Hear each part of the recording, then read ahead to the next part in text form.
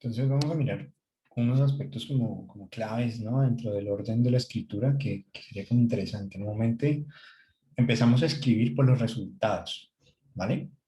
¿Eso qué significa?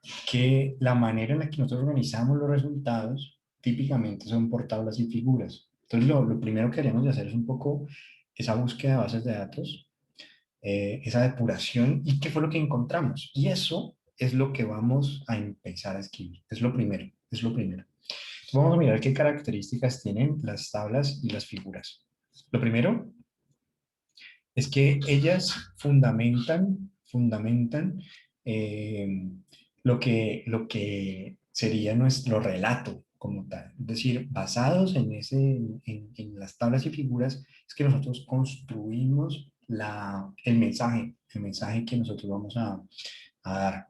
En ese sentido, entonces, lo primero como a mencionar tiene que ver con que la forma en la que escribimos estas tablas y figuras, pues es muy, muy importante. Eh, Ellas, como aspecto clave, deben contar la historia completa, ¿sí?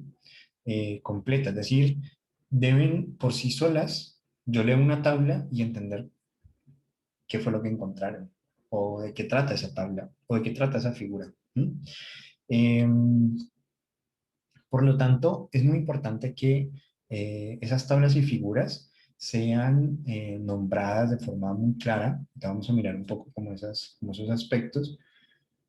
Es decir, que el lector no necesite devolverse para comprender la tabla o la figura. Eso es súper, súper importante. Entonces, ¿qué fundamenta nuestra historia? El título del texto, el resumen y las tablas y figuras. Aquí lo vamos a tener, digamos, en las tablas y figuras.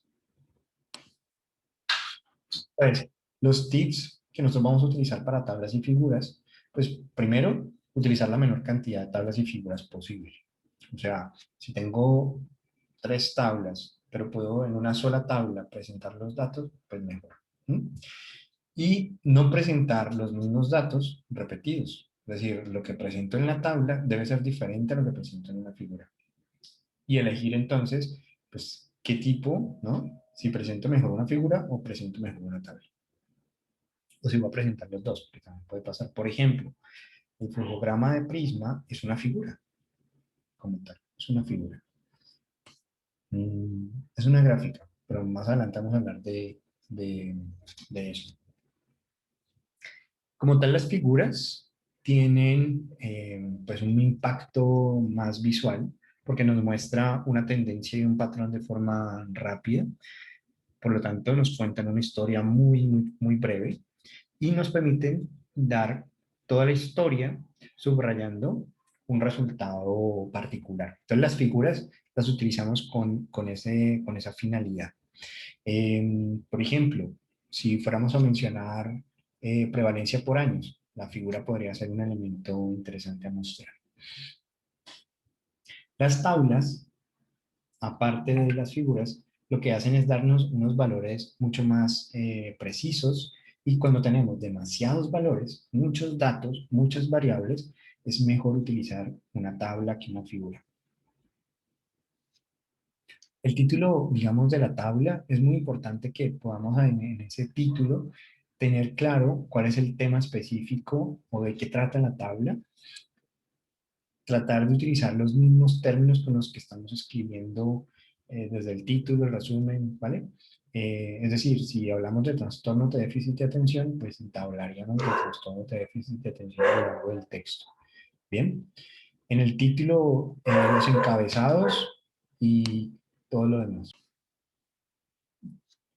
Entonces, mantener siempre con el mismo término, tanto en la tabla, el encabezado y en el texto es lo importante. Mantener también la clave de ser muy, muy breve, muy sucinto, tratar de aquí ser muy sintéticos en cómo nombramos, digamos, cada uno de ellos.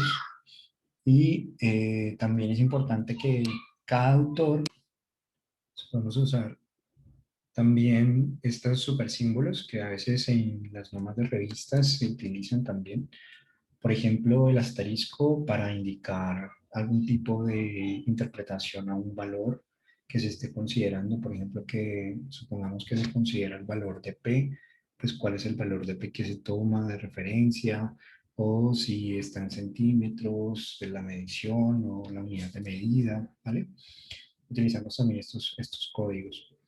Las notas al pie digamos, de tabla también se pueden utilizar como para esas variaciones en términos de valores estadísticamente significativos.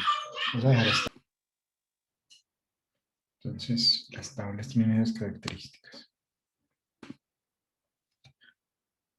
Normalmente, si bien la tabla trata de ser muy sucinta, en ocasiones necesitamos aclarar ciertas abreviaciones que hacemos o detalles de lo que hicimos. Entonces, las podemos utilizar en las notas al pie como tal. Eh, las normas APA son las que vamos a utilizar como referente, sin embargo, aclarar que cada eh, digamos, editorial tiene sus características de publicación, así que se puede variar, pero en líneas, digamos, generales, normalmente las tablas siempre van a tener 3 líneas horizontales, donde en la de más arriba vamos a tener, digamos, los nombres o el título de la tabla. En la del medio, entre las dos del medio, vamos a tener como las variables. Y en la de abajo vamos a tener es como el contenido de la tabla como tal. La idea es que todo esté lo más alineado posible. Tratar de simplificar. Por ejemplo, edad en años podría quedar en edad para que no quede mm, pues tan extenso, y tratar pues, de reducir el mínimo número de columnas posible. Con respecto a las figuras, se lo vamos a adelantar en un siguiente video.